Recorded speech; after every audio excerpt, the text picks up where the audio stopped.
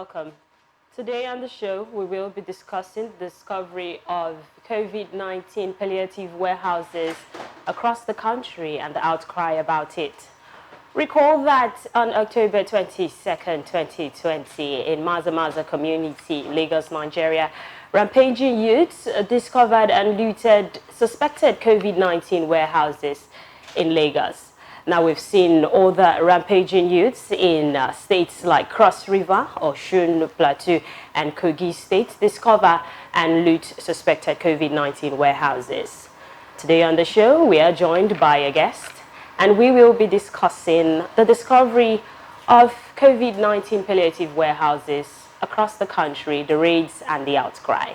Joining us is Citizen Victor Ekuase, a risk manager and a financial consultant. Good morning, sir. You're welcome to the show. Good morning.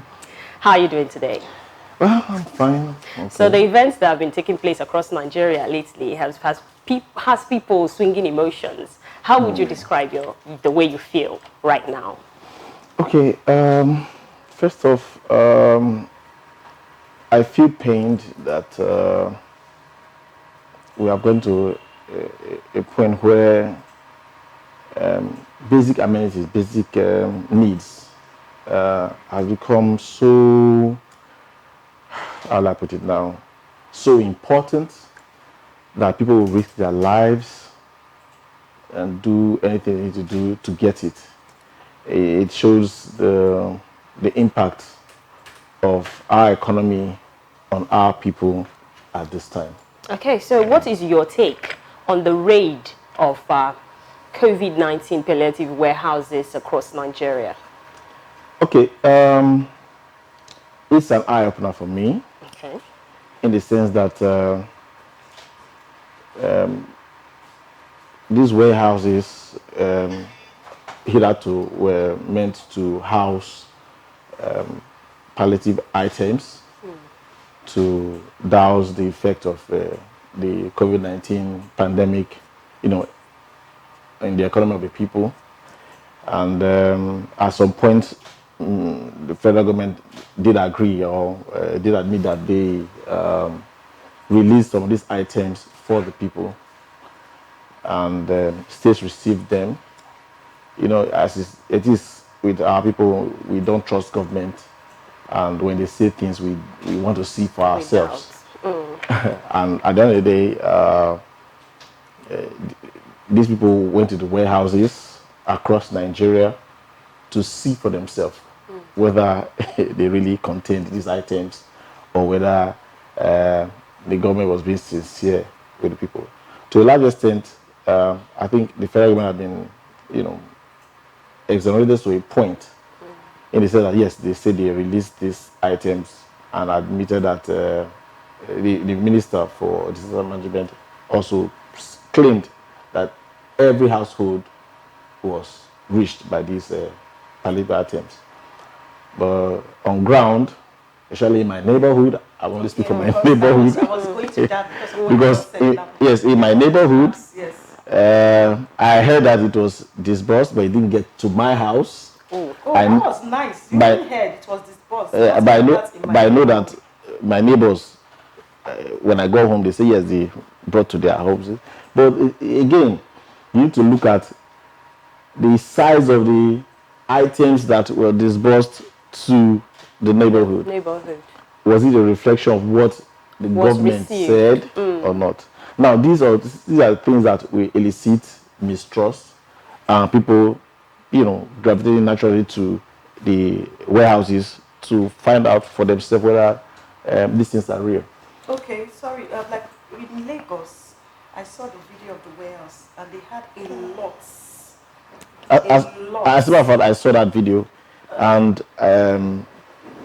from the information I got, that they spent the whole day trying to empty it. I actually followed the Lagos warehouse in particular. It was discovered at about 7:30, between 7:30 and 8:30 in the morning, and about 4 p.m. they were still bringing things out of the warehouse, and it was not gone up to half at that time. But some people are saying something now. Some people say that the sudden discovery of these warehouses across the country is a distraction from what is going on in the country, while others are saying that, you know, it is the people that initially filled up the warehouses, the boys, they pay 1 pound, and they're the ones the offloaders. But what I think is more pertinent to me at this time is where lies the blame? Because the palliatives that have been discovered so far had a Cacovid sticker on them. Cacovid is a non-governmental organization. Beautiful. So are we supposed to lay the blame on the government that did not disburse these things properly, or that Cacovid did not follow up to find out if these things were disbursed? Okay, let me chip in something. Now, Cacovid is not government owned. Yes. Is an NGO, you know, contracted during this COVID-19 period. I think Aliko Dangote and some other notable people are a member of that group. And, you know, we don't know for certain, state by state. Like for Edo State, the information we got from the government was that these items, the items that they were actually found in the medical store's warehouse, were actually distributed to Edo State around September or thereabout. It means before that time, the ones that were made for Edo State were not in the warehouse. They have been distributed. But how they distributed, it's another matter for another day. But from what they are saying, their warehouses were empty. All right? And for a state like Lagos State, perhaps that warehouse, we don't know when it was, those items were put in that warehouse. We don't know when. There are claims that the warehouse was filled up on the 23rd of September. Of September. Okay, beautiful. Oh. So it means maybe they are not distributed. And besides, remember that population-wise, Lagos is about 20 million people. All right? So they may have a large share of that disbursement compared to states like Edo that we are hovering around 5 million. All right, as a way of population. So the thing is this, like I said before, it is an indication of the high level of hunger, poverty in the state or in the country. Okay, let's take the Benin example, you know, as a case study. The medical stores in Medical Store Road houses medical equipment that is for 5 states. I'm aware of that place because I have people who are close to me that are in the health sector, all right, that knows about that place. It wasn't really meant to house food items. It's for medical supplies, medical equipment.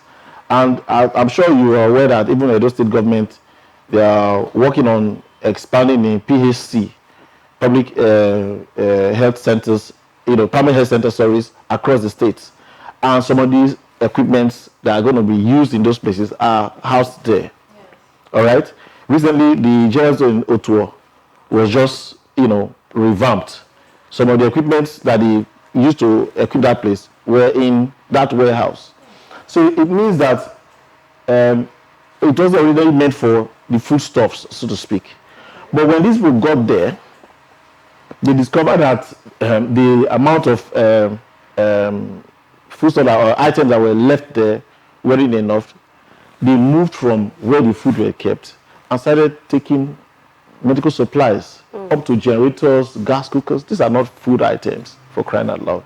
But you see, sometimes when I empathize with the level of poverty, then you still need to castigate the tendency of crime. That is the crime, because if you watch that video, I was shedding tears. A lot of those medical supplies that will definitely be used to save lives, you know, are all damaged. The whole the place is the medical supplies, the equipments, the drugs themselves, they were destroyed or removed. To do what? So can we lay the blame on hunger and poverty, or illiteracy and a sense of crime? Now, the reason why I'm saying this, now there's some states that Djibouti moved away from warehouses. Second Mall in Lagos was destroyed. Spa was attacked. There was a psychiatric hospital in Calabar that was also attacked. So Are we even sure that the problem we have in Nigeria is poverty and hunger?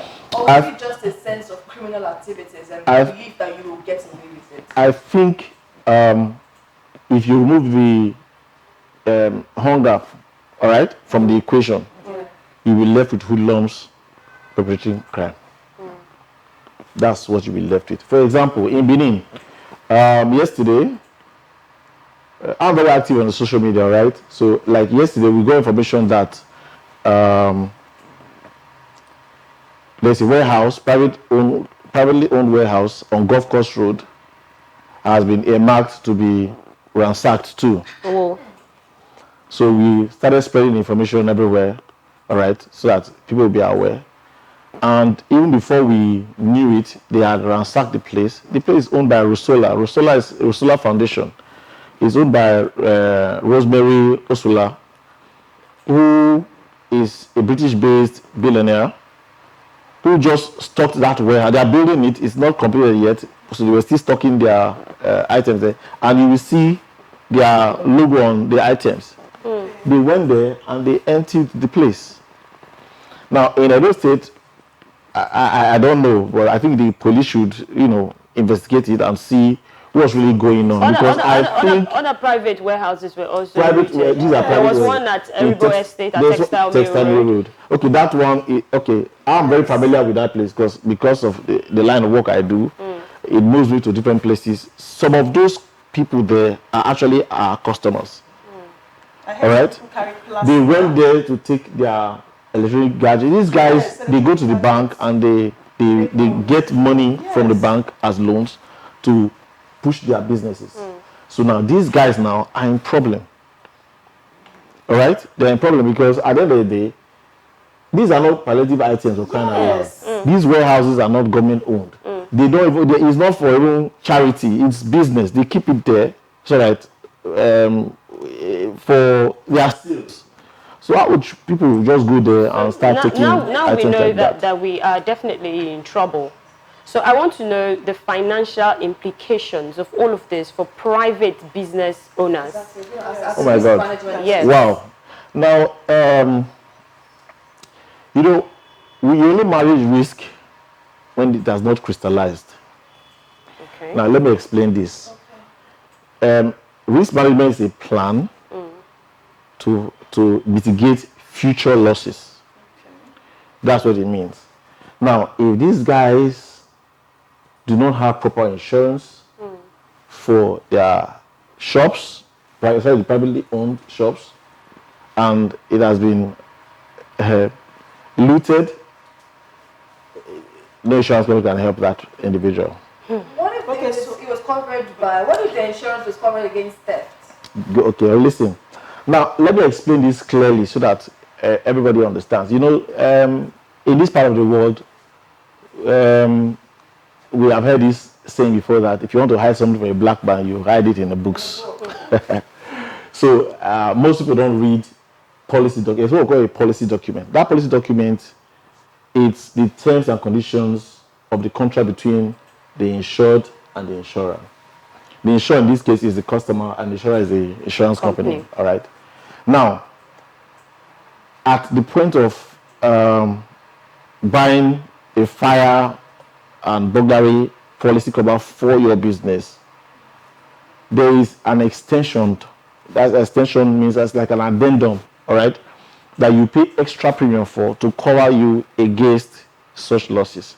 Now, if that policy document or that policy that you have bought doesn't have the clause for strike, riot, and civil commotion, then that person is on his own. Because I was. But most times when we go out there and we tell people about it, all right, they think the insurance company wants to take more money from them. And if you calculate it, let me explain now.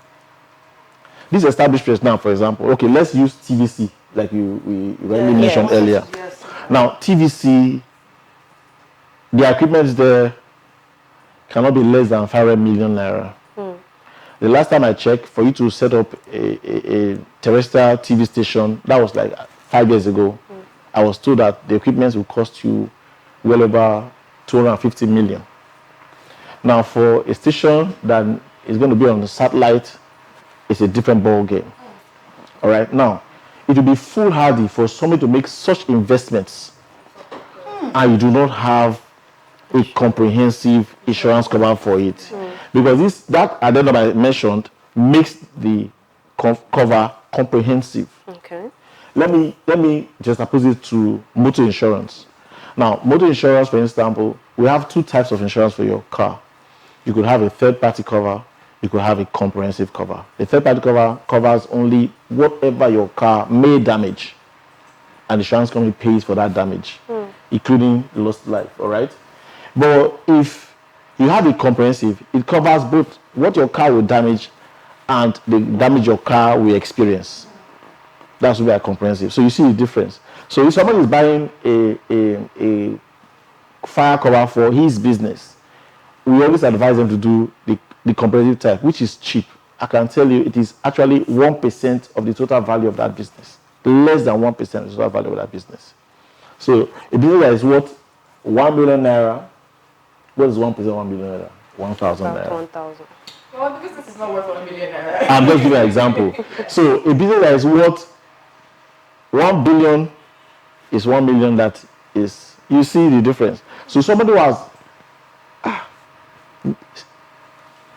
made up his mind to make such a colossal investment, it would be stupid for that person, for a lack of better word, to leave it to chance. And to be forward, to be forward. In the local parlance, we say you are using your business to do kalu. So if CBC were not saying, if they didn't, If they are not insured, like you said now, for strike, riot, and all that. and So civil I saw they are on their a own. publication from Leadway Insurance, and it included riots and strike, and I was a little bit elated for some businesses, hopeful that they had that kind of plan, that kind of comprehensive plan. But we're going to be rounding up very soon. And when I was going through your bio, I was excited to find out that you studied international relations and you've gone on to get a master's in the same thing. So I was really excited because when this thing started unfolding, a lot of Nigerians were reaching out to international organizations, especially because the NBC sent out a communique to media houses to not embarrass the government. So they felt like their coverage might be a bit tainted, but they were excited to know if the international community might step in. They were making petitions to make travel bans, and somebody said they even wanted the United Nations to put sanctions on Nigeria. So as a student of international relations, do you think that the international community has any interest or enough interest in Nigeria to take up this cause? Thank you very much for asking that question. The reason why my nomenclature is Citizen Victor Ekuase is because there's a Greek analogy that describes the ideal man, ideal member of society. And the ideal member of society is a citizen, one that thinks about his society, not his community. All right? Beautiful. Now, I wish every person would have that kind of mentality, then things would be a bit easier. It is because of citizenship that you hear that countries like America and the rest of them, they will do anything and die for their country. But here we have tribesmen. And tribesmen think about their self-interest, their interest group, their community. They don't think about the society. Now, with that said, the international community, they are very interested in Nigeria. Nigeria is very strategic in the Committee of Nations. It's just that we here, we have so, I'll put it now. I don't want to use the word that, I hate using negative words concerning Nigeria. But the problem we have caused for ourselves have downgraded our level, our perception in world affairs. Now, Nigeria is the most populous black nation in the world. And not only that, if countries like Japan they have about the same number of people, their population, but they have zero natural resources, zero. Their only natural resources is their people. So assuming Nigeria wants to harness only the human capital, we should be great. we are blessed with the most intelligent people in the world. It has been proven time and time again. All right, that's that. Now, when we talk about natural resources, let me give you an example with Malawi. Malawi's main state of their economy is copper. As a matter of fact, their national team, their football team, is called the Copper Bullets of Malawi. There's a reason why they named the country that named their soccer team that way. Now, the deposit of copper in Nigeria is more than everything that Malawi has. So it means that if we decide to face only copper, it will still go well for Nigeria. And that's how it is gold and other things. Now, we need to look at the areas of our comparative advantage and harness them. That's why when I listen to Edo State Governor when he talks, I tend to trust him because I see where he's going to. Now, you just said that, yes, I'm still a student of international relations. And when you study about Nigeria, how they see Nigeria, how they saw Nigeria, because of these potentials that we have not converted to wealth, all right, that is the respect they still have for this country. That is why when this NSAS issue happened, it went viral, it went global, because everybody is interested in Nigeria. Which country will house 200 million people as refugees if anything happens here? Nobody will try it. So they have to be very careful to manage what's happening here. That is why the international community were now sending messages to the Nigerian government to investigate the issue concerning the Lekki tollgate affairs and all that, because they don't want a problem here. Because there's a problem here that affects the whole world. No country wants to house all of us. We are too many. So in a nutshell, definitely, if things escalate more than this, the international community has to step in. Africa is in problem. Fantastic. Africa is in All problem. right, thank you so much. I love that name, Citizen Victor Ekuase, for joining us on the show today. It's been a pleasant experience. So that is as much as we can take on the show today. It's been a great time. We will see you some other time. Remember to follow us on all the social media platforms at TSL Nigeria TV, Facebook and Instagram. Subscribe to our YouTube channel at TSL Nigeria TV. My name is Faithy Mai. Have a splendid rest of the day. Stay connected to TSL Nigeria and get updates on the go all day, every day. Subscribe to our YouTube channel on TSL Nigeria Space TV and join our online family.